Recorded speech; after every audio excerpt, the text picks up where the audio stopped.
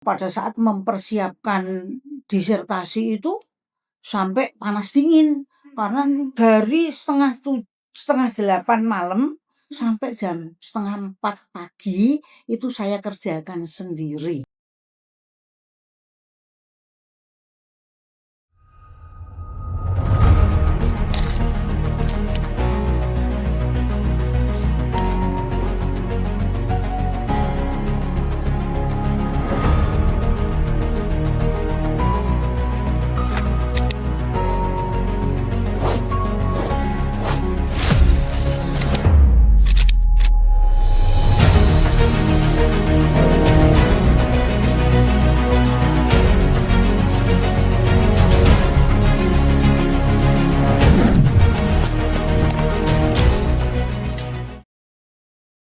Talk to what? Talk to Meme. Hai Sobat Media, kembali lagi di Talk to What? Talk to Meme. Podcast di sini kita akan tempat membahas untuk berdiskusi serta menggali informasi seputar kampus. Nah, hari ini kita podcastnya spesial banget nih, Santa. Kira-kira spesialnya karena apa sih, Rin? Yang pastinya karena kita kedatangan bintang tamu yang sangat amat spesial. Nah, hari ini kamu tau gak sih bintang tamunya siapa? Siapa sih kira-kira? Kayaknya sih nggak cuma aku atau kamu doang ya sih yang tahu. Pasti sih. Pastinya seluruh mahasiswa atau mahasiswi Unipid tahu banget nih. Boleh langsung dikenalin oleh Santa? Boleh dong. Nah, jadi tamu spesial dan istimewa podcast Meme pada hari ini yaitu Profesor Francisca Sestri MM selaku Rektor Universitas Insan Pembangunan Indonesia. Pastinya terima kasih Prof. Sestri sudah meluangkan waktunya untuk hadir di podcast Meme pada kali ini. Oh ya, fun fact, ternyata Prof. Sestri ini baru pertama kali podcast di kampus Unipi. Dan podcastnya pertama kali di Meme lagi. Istimewa banget. Oke, podcast kali ini kita kenapa sih datengin Prof. Sestri? Pastinya kita akan membahas seputar karir beliau menjalani sebagai rektor di Unipi. Kita juga akan membahas visi misi beliau selama menjabat sebagai rektor. Dan juga pasti kita akan flashback dikit ya terhadap kehidupan beliau sebelum menjabat sebagai rektor. Oke, Prof. Sestri. Sebelumnya aku nih pastinya kepo dulu ya. Flashback sebentar sebelum kita bahas ke Prof. Sestri. Oke. Selama SMA nih, pasti kan ada mahasiswa nih yang kadang melenceng dari jurusan SMA ke kuliah. Untuk Prof. Sestri sendiri nih, jurusan SMA ke kuliah nih selinear nggak sih, Prof? Ya, terima kasih untuk adik-adik dari Meme ya. Waktunya kok ngerti ya isi hatiku. Ternyata saya tuh mau launching buku tentang autobiografiku kok pertanyaannya sama gitu. Kurang spesial apalagi nggak tuh? Jadi gini ya, saya itu SMA-nya dari SMA Negeri 1 di Solo ya, di Surakarta. Kemudian saya meneruskan ke Universitas 11 Maret. Ya, negeri juga ya. Saya ngambil jurusan S1-nya itu ekonomi. Dulu namanya bukan ekonomi bisnis tapi ilmu ekonomi ya. Kemudian mengambil waktu itu ekonomi perusahaan. Jadi itu linear dengan yang saat sekarang ini saya ambil sampai S2, S3-nya tetap linear. Jadi memang udah selinear gitu ya Bu dari awal gitu. Dari awal itu di ekonomi bisnis ya. Nah, tadi kan ternyata beliau Prof. Sestri ini selinear ya dari S1 sampai bahkan S3-nya. Nah, pastinya kan beliau Prof. Sestri ini udah ngejalanin pendidikan dari S1 sampai S3 kan udah lama banget nih. Nah, selama menjalani pendidikan ini ada nggak sih Prof yang buat Prof ini berkesan banget selama berkuliah nih?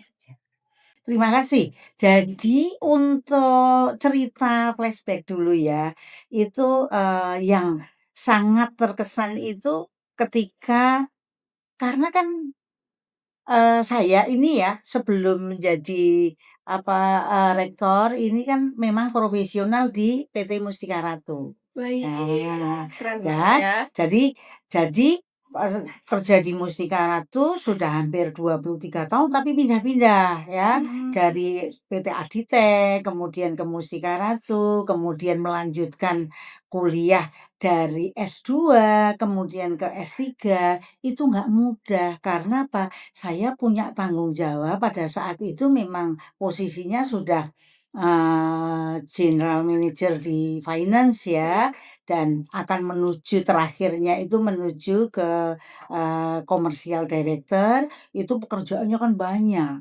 Tapi saya tetap, mempersiapkan diri saja untuk menempuh S2 kemudian S3 itu terakhir di 2024 ya.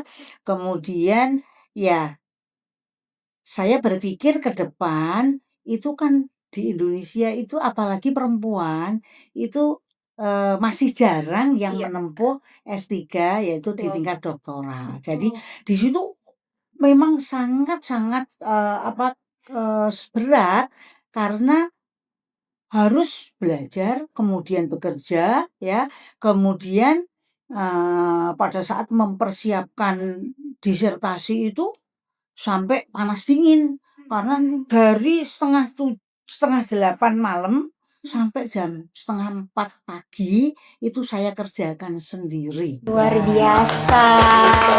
Namanya Perjuangannya perempuan ini nggak main-main ya, Bu, top ya. mantap is the best banget ya. Oke. Dan Baik, kalau tadi kan berkesan, tapi kalau aku denger nih kayaknya kesannya juga sebagai tantangan juga ya, Prof, ya. Tapi, kesannya itu tantangan yang bisa dihadapi oleh Prof untuk menjalani pendidikan. Nah, tadi kan, mungkin itu kesan Prof ini menyenangkan ya walaupun tantangan. Kalau di luar dari situ ada lagi nggak sih Prof tantangan yang dihadapi selama masa perkuliahan?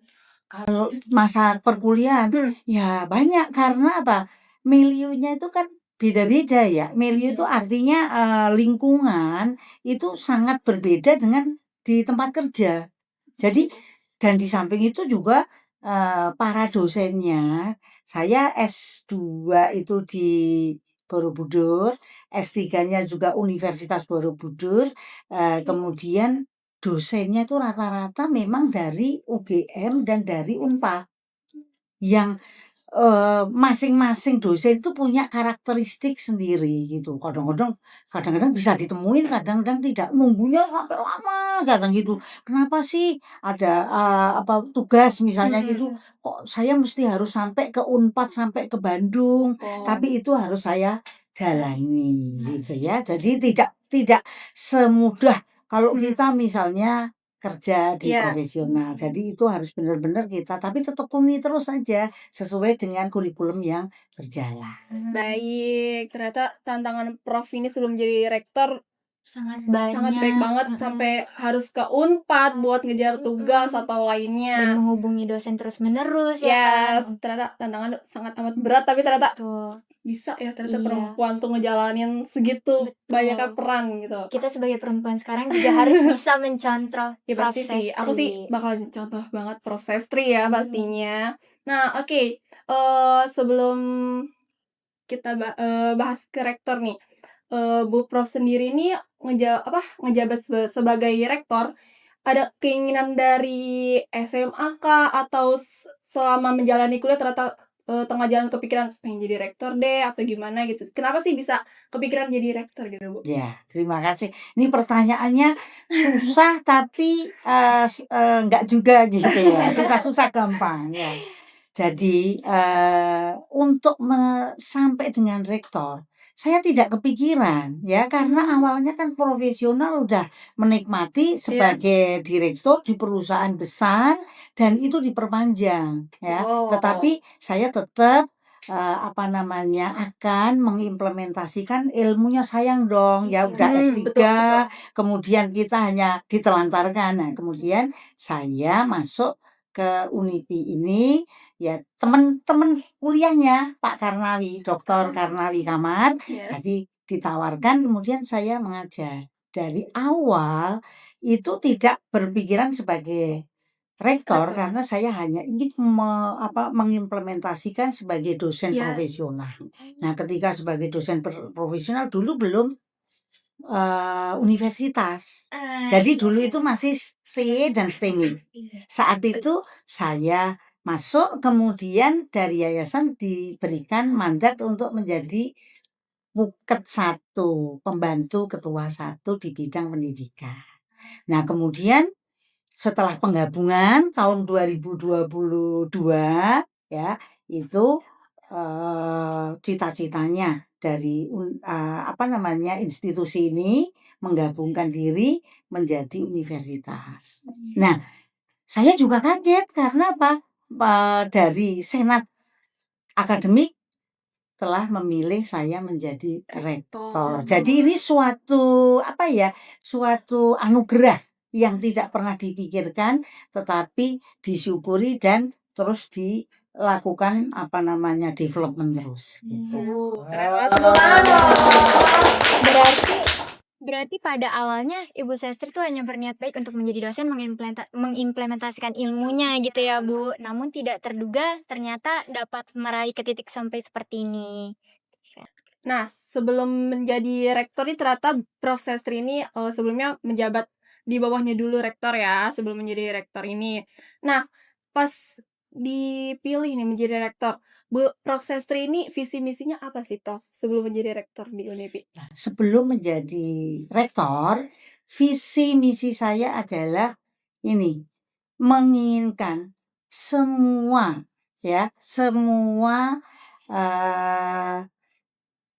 SDM atau semua warga negara yang sudah lulus SMA ini kuliah. Jadi harus berpendidikan sampai pendidikan tinggi itu. Ya, itu ya. Tapi kalau sekarang setelah menjadi rektor, visi misi saya juga akan diselaraskan dengan visi misi daripada kampus sendiri. Sama, yaitu mencerdaskan atau melahirkan lulusan-lulusan ya yang punya dedikasi tinggi, tetapi juga bisa berdaya saing dan punya jiwa entrepreneur. Kemudian misinya apa lagi? Misinya itu adalah mengimplementasikan Tridharma Perguruan Tinggi yang nanti ada program-program kerjanya masing-masing. Gitu ya. Visi misinya sangat Baik. bagus ya. Keren. Oke, visi misi tadi kan udah banyak juga nih. Terus, apa katanya tadi, melahirkan jiwa, entrepreneur. Nah, selama menjalani sebagai rektor Unipi nih Prof, visi misi tadi, apa sih, kendalanya dalam menjalankan visi misi tersebut selama menjabat rektor? Ya. Kan kendalanya terutama itu dengan peraturan pemerintah kan sering berubah-ubah ya. Peraturan pemerintah itu seringkali berubah-ubah dengan kurikulumnya ya. Sehingga di dalam menjalankan visi misi ini akan berhubungan dengan pihak luar ya. Tapi yang kedua di dalam sendiri itu juga terkait dengan sarana prasarana. Saya sebagai rektor ya melihat anak-anak mahasiswa itu sudah luar biasa loh kreativitasnya. Kadang-kadang mereka dengan semangatnya sendiri, kadang-kadang mungkin dengan prasarana sendiri yang diciptakan. Terutama kita kan masih ada kekurangan misalnya ya sarana olahraga, kemudian untuk interaktif, tetapi kita terus-menerus melakukan pendekatan dengan penyelenggara. Ya, penyelenggara ini adalah orang tuanya institusi, orang tuanya daripada kampus. Kalau saya kan pelaksana ya, ada rektorat, ada dekanan, ada kaprodi ya, terus kemudian ada Temdik. Itu semua juga akan tergantung dengan penyelenggara yaitu Yayasan Pendidikan Insan Pembangunan ya. Baik. Nah, kalau tadi dikilas balik nih, ternyata Prof. Sestri ini sudah menjabat sebagai rektor sejak 2020 22 ya, 2022. 2022. Ternyata udah 3 tahun lamanya Hampir Prof. ya, hampir sebentar lagi 3 tahun. Wow, lama ya. Nah, Prof, selama 3 tahun menjabat sebagai rektor nih, apa sih Prof tantangan yang dihadapi Prof selama menjabat sebagai rektor selama 3 tahun ini, Prof? Tadi kan udah dijelaskan ya, tantangannya yang pertama itu adanya peraturan pemerintah yang artinya mungkin dilakukan perbaikan-perbaikan terus ya, yang kadangkala kita juga agak sedikit kewalahan ya, kalau peraturan berubah tentunya itu akan mempengaruhi kesiapan kita ya. Terus, yang kedua sekarang yang ada di depan mata ini ya, eee, pemerintah belum secara tegas membatasi, PTN ya, perguruan tinggi negeri yang menerima dari jalur mandiri itu dibuka sampai dengan bulan September, dan itu sangat mempengaruhi penerimaan mahasiswa baru dan itu merupakan ancaman bagi perguruan tinggi swasta, termasuk juga dari Unipi Tangerang ini. Yang kedua juga semakin banyak pindahnya industri dari daerah Tangerang ke Jawa. Nah, itu yang pertama ya, dari luar. Tapi dari dalam sendiri ya tadi ya, kesiapan mungkin SDM kita yang harus perlu ditingkatkan, terutama dari Tendik ya, itu pelayanan yang kadang-kadang kurang ramah terhadap mahasiswa ya, itu. Dan juga ya tadi fasilitas yang perlu ditingkatkan, misalnya sarana olahraga dan parkir. Kalau yang lainnya udah bagus ya, atau gedungnya dekat dengan Summarecon Tangerang, sangat strategis dan lain sebagainya. Itu tantangan yang dihadapi yang saat ini harus terus dikejar ketinggalan-ketinggalannya. Baik, Prof. Selama menjabat sebagai rektor nih, Prof. Sestri ini gimana sih membangun kolaborasi dan sinergi antar dosen, staf, dan mahasiswa Unipi? Kalau ya soal kolaborasi dan sinergi ini tidak masalah ya, karena dengan adanya COVID kemarin itu kita mendapatkan suatu anugerah ya. Dengan adanya COVID jangan diterima bahwa COVID itu langsung membuat seseorang ataupun institusi ataupun komunitas itu menjadi itu suatu akibat buruk. Tetapi kita ambil dengan digitalisasi. Jadi kita bisa koordinasi, kolaborasi ya, bersinergi tidak hanya tatap muka tetapi bisa dengan online ya. Kita gunakan teknologi secara bijak. Jadi jangan teknologi yang sembarangan ya, tapi kita bersosialisasi dengan para dosen ya. Kita bisa kerjasama dengan dosen. Setiap 1 tahun 2 kali itu dilakukan rapat dosen secara online maupun hybrid. Nah, terus kemudian dengan Tendik, tenaga kependidikan yang sekarang ada FO, terus kemudian di Perpus. Kalau misalnya kurang bagus, saya keliling ya, keliling menemukan ketidakpresisian ya saya tegur dengan sesuai dengan peraturan yang berlaku.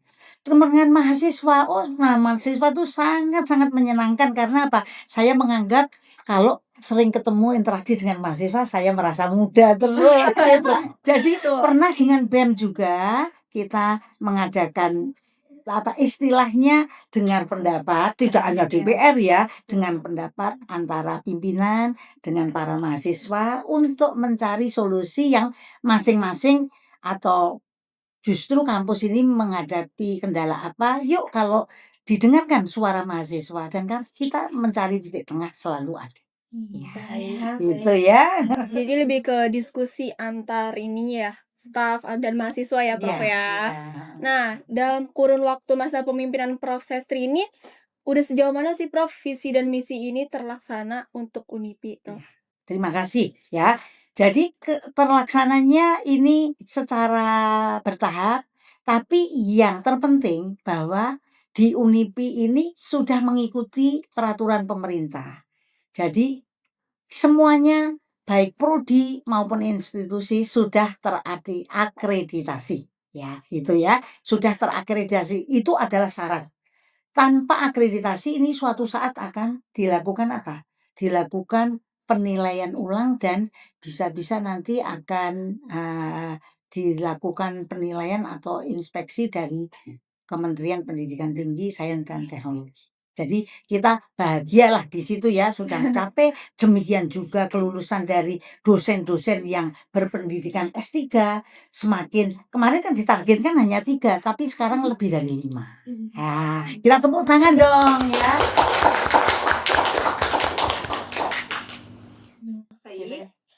Baik, kalau tadi kan kita membahas seputar perjalanan kepemimpinan Ibu ya dalam dunia pendidikan Ibu, latar belakang Ibu, terus visi misi Ibu sebagai rektor.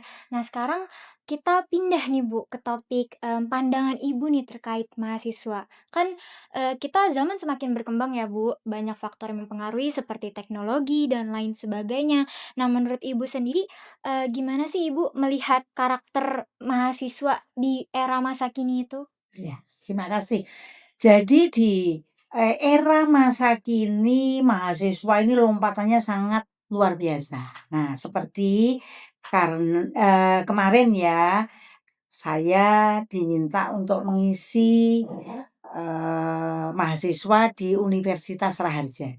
Lalu ketemunya tuh mahasiswa muda-muda semester 5, tapi mereka ini sudah punya usaha seperti UMKM, mengembangkan UMKM. Karena ini prodinya juga prodi bisnis digital. Nah, jadi bisnis digital saya memberitahukan bahwa mahasiswa itu lompatnya cepat sekali, ya. Ya, saking cepatnya kadang-kadang dosennya kewalahan. Tapi mudah-mudahan kalau untuk Bu Sestri tidak seperti itu ya. Kita harus mengikuti terus ya. Lompatannya sangat besar dan tentunya dengan kreativitas dari para mahasiswa yang ada ini, kadang-kadang mahasiswa itu juga ini loh, kadang-kadang maunya cepet-cepet terus gitu ya. Iya, cepet-cepet terus gitu. Kadang-kadang terus mau gini, yuk kalau tidak dituruti kita unjuk rasa. Nah, gitu. Tidak masalah, unjuk rasa tidak masalah, tetapi ya puji syukur saya kepemimpinan saya dan merangkul. Lah, sekarang itu yang di wakil-wakil saya ya rektor 1, 2, 3 itu kan masih muda-muda ya. Iya, Usianya antara 33 sampai dengan 40-an ya. Jadi saya harus mengikuti juga rektorat, dekan yang masih muda-muda. Pasti coba bapak-bapak atau ibu menilai atau turun ke lapangan, tanya, diskusi sama teman-teman mahasiswa ini apa inspirasinya, apa aspirasinya yang akan disampaikan. Saya selalu terbuka untuk mendengarkan dan untuk menindaklanjuti selama aku bisa ya, karena di atas saya juga ada ya yayasan gitu ya. Itu akan kita selesaikan secara ya bersama-sama, kita bareng-bareng. Itu makanya fungsi daripada kolaborasi tadi perlu ditingkatkan. Ya, seperti itu ya. Berarti di pandangan Ibu, mahasiswa-mahasiswa di generasi saat ini tuh aktif ya Bu dalam membangun dan bergerak gitu ya. Begitupun dengan pengajar-pengajarnya juga aktif dalam mengikut sertakan dan berusaha mengakomodasi sebaik mungkin ya Bu ya. Ya, jadi Prof. Sestri juga ini selalu ingin melakukan pendekatan terhadap mahasiswanya. Jadi biar selalu terus update sama perkembangan mahasiswa yang tadi kata Prof. Sestri aku katakan katanya mahasiswa ini selalu bergerak dengan cepat gitu kan karena perubahan zaman juga cepet banget sih sekarang ya. Iya, kita harus serba cepet ya kalau nggak mau kalah. Dan saya sendiri sebagai pribadi ya selalu menekankan pada para dosen atau dekan memberitahukan, ketua prodinya memberitahukan kepada mahasiswa suruh bersosmed ya, suruh bersosmed. Sosmed coba harus punya ini, IG punya enggak? Harus punya Facebook. Terus punya lagi misalnya Lines ya, atau punya lagi apa yang threads ya yang sekarang, itu bukan untuk istilahnya, mengunggah hal-hal yang negatif, tetapi bisa mempromosikan kampus kita. Nah itu ya, kalau cuma pasang leaflet itu tidak menolong karena itu terjangkaunya sangat sangat terbatas. Iya. Tetapi kalau sosmednya para mahasiswa, kita punya 3.400-an ya, lebih mungkin ya 3.400 mahasiswa. Kalau satu mahasiswa punya sosmed, apalagi HP lebih dari satu loh ya. Wah, itu bisa langsung mengunggah gitu. Wah, bahagianya saya, bahagianya Unipi itu bisa dipromosikan, nanti hasil akhirnya akan kelihatan apa? PMB meningkat. Iya ya Bu, apalagi generasi sekarang kita aktif ya di sosmed-sosmed, dikit-dikit repost, dikit-dikit promosi, jadi harus beradaptasi dengan teknologi seperti itu sih. Biar nggak kalah saing juga sama PTN-PTN ternama ya Santa ya. Yes. Kita lihat meme juga bagus loh. Iya. Kayak kantor kalau saya punya drone di situ. Baik nih Bu, lalu ya Bu, menurut Prof. Sestri sendiri apa sih tantangan terbesar yang dihadapi oleh para mahasiswa dan mahasiswi baik di bidang akademik maupun non-akademik nih Prof? Iya. Saya melihat ya, tapi sebetulnya ini kan anu ya, subjektif loh. Harusnya mahasiswanya yang ngomong ya. Kalau saya menilai tantangannya kalau kemarin menurut hasil daripada dengan pendapat, dengan perwakilan, apa namanya, BEM itu kan semuanya ya, itu tantangannya saat sekarang ini mereka itu membutuhkan suatu tempat interaksi yang terkonek dengan digitalisasi. Yang ini mungkin terus akan kami develop. Kami menyadari kekurangan itu, tetapi terus yuk kita bareng-bareng yuk cari solusi. Itu sangat-sangat penting sekali karena tempat interaksi antara mahasiswa dengan mahasiswa lain, antara mahasiswa dengan dosen, antara mahasiswa dengan pimpinan perguruan tinggi, termasuk juga tenaga kependidikan. Saya terima kasih kalau ada mahasiswa yang memberikan masukan-masukan terhadap kekurangan-kekurangan daripada kampus kami ya.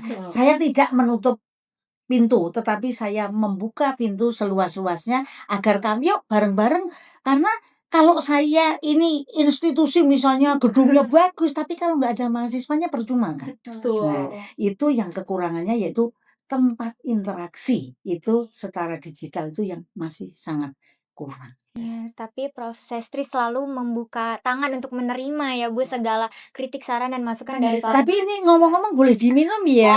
iya. Saya minum dulu soalnya. Kita bincang hari ini sangat daging banget ya Santa ya. Ini buat calon-calon yang mau jadi PKKMB, harus nonton ini sih, biar kalian tahu nih Unipi gimana ya Bu. Lebih mengenal Prof. Sestri juga sebagai rektor Unipi. Lalu nih Prof, Prof kan sudah menjabat dari 2022 ya Prof ya, sudah hampir 3 tahun nih. Selama Prof menjadi rektor, menjabat sebagai rektor, ada nggak sih Prof momen berkesan antara Prof sama para mahasiswa-mahasiswi Unipi? Wih, sangat berkesan ya, terutama kalau saya mengajar. Wah, kalau saya mengajar kan saya selalu menerapkan untuk interaktif. Jadi saya mengajar sepotong, kemudian mahasiswa boleh bertanya, boleh membacakan materinya, terus kemudian kita berinteraksi saling ya seperti kayak teman. Kadang-kadang saya putarkan lagu, yuk kita ini termasuk karena kan saya komunikasi bisnis saat itu ya, terus kemudian ekonomi internasional. Nah, coba yang suaranya cantik, suaranya cakep siapa? Tak tunjukin dulu nih. Contohnya kenal lagu Statue enggak? Ya. Terus malah ada yang bergerak gitu ya gitu. Nah, itu Anda kalau punya medsos, upload, Anda mempromosikan diri. Siapa tahu nanti ada kolega yang mengambil kemudian rekaman. Kan bisa kan? Wah, apalagi membawa Unipi. Nah, jadi dari situ itu secara interaktif kita lakukan. Saya sangat berkesan banget karena apa? Mahasiswa itu bukan sebagai saya pendidik yang tinggi, kemudian mahasiswanya itu dianggap anak-anak, enggak, tapi sebagai sahabat. Iya, sebagai Gitu. sahabat. Itu pendekatan Terus paling kemudian juga kami mensertakan hanya beberapa mahasiswa untuk penelitian dan kemarin mendapatkan hibah penelitian dari pemerintah. Kita bawa ya. Kebetulan kemarin ada Juliano 1 sama Novi ya, Novi Zaluku yang masuk ke situ. Jadi kita bawa studi banding ke Universitas Pelita Bangsa. Iya. Jadi semakin dikenal ya UNIPI ini di dunia ini ya. Dunia pendidikan. Dunia pendidikan, betul. Coba kalau lihat di ininya IG-nya, terus kemudian kalau tanya-tanya di komunitas, karena saya komunitasnya kan juga banyak ya. Jadi saya sendiri sebagai sekjen Lembaga Pemberdayaan Ekonomi Rakyat yang sekarang sudah punya koperasi dan sudah berinteraksi dengan perusahaan-perusahaan di Cina ya. Terus saya juga sebagai Dewan Pengarah dari Perpina, jadi perempuan pemimpin Indonesia.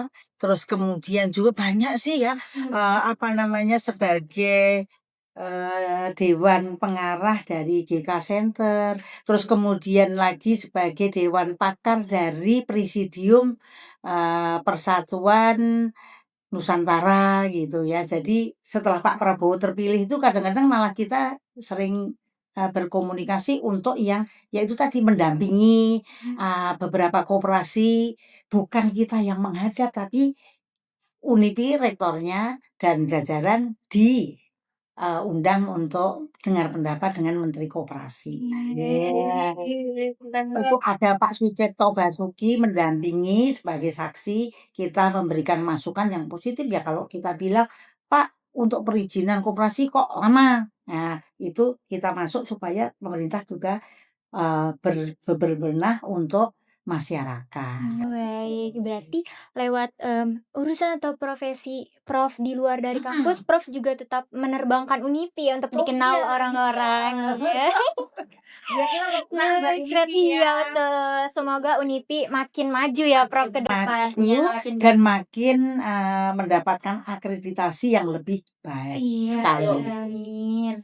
Nah, selanjutnya Prof, kita kan banyak ya Prof, yang kayak tadi kita ngobrolin kan yang semangat-semangat yang kayak Prof ajarin gitu ya, mahasiswanya pada semangat, pada terbuka, tapi kan ada juga di sisi lain mahasiswa yang kadang kehilangan arah, kehilangan motivasi untuk berkuliah. Nah, ada nggak sih pesan buat, mereka Prof, dari Prof gitu untuk tetap melanjutkan kuliah dan tidak memutus pendidikan di tengah jalan? Itu sebetulnya ya, kalau untuk mahasiswa, kita kan juga menyediakan fasilitas untuk ini ya, beasiswa ya. Beasiswa kalau yang KIP. Kalau KIP memang kelasnya ya memang itu sudah dari pemerintah ya. Itu ada klasifikasinya kurang mampu dan kemudian juga anak pensiunan ya, kemudian Polri, TNI atau ASN, kemudian juga yang prestasi ya, walaupun mampu tapi kalau prestasi bagus kan dapat beasiswa. Betul. Nah, tapi kalau untuk yang sekarang ini ada kendala, misalnya di tengah jalan ada PHK atau itu bisa langsung menghubungi ketua prodi dulu ya, seperti apa jalan keluarnya. Nanti setelah itu bisa menghubungi wakil rektor 3 ya, sekarang wakil rektor 4 yang tentang keuangan dan administrasi. Bisa nanti kalau ada kesulitan saya akan bisa bantu untuk komunikasi ke sana ya. Jadi semuanya ada jalan keluarnya. Misalnya ada kendala sekarang kok belum kalau tidak melunasi ya, itu tidak bisa ikut ujian. Nah, nanti itu bisa diskusi secara intens dengan wakil rektor yang membidangi di bidang keuangan. Nanti akan disampaikan. Pasti ada jalan keluarnya. Yang penting komunikasi ya, Nah, Prof. ini pesan saya itu tadi. Ini para mahasiswa termasuk dosen itu dosen itu juga masih ada yang kuliah loh, ya. Kemarin saya ke Podomoro University diundang, kebetulan rektornya itu kenal baik karena waktu itu ketua Bapepam kan. Nah, pada saat itu harus bagaimana selalu di sana pun juga saya bilang harus belajar. Belajar ilmu pengetahuan itu nggak akan ada habisnya. Betul. Ya, belajar. Kemudian itu supaya nggak ketinggalan. Terus berkolaborasi, nggak bisa orang hidup sendiri. Ya, itu selalu saya tekankan ya, ada 3. Kemudian yang terakhir adalah beradaptasi. Kamu sudah kolaborasi, kamu sudah melakukan sinergi, kamu atau saya sudah melakukan banyak jejaring. Tapi kalau tidak dieksekusi, tidak dilakukan, percuma.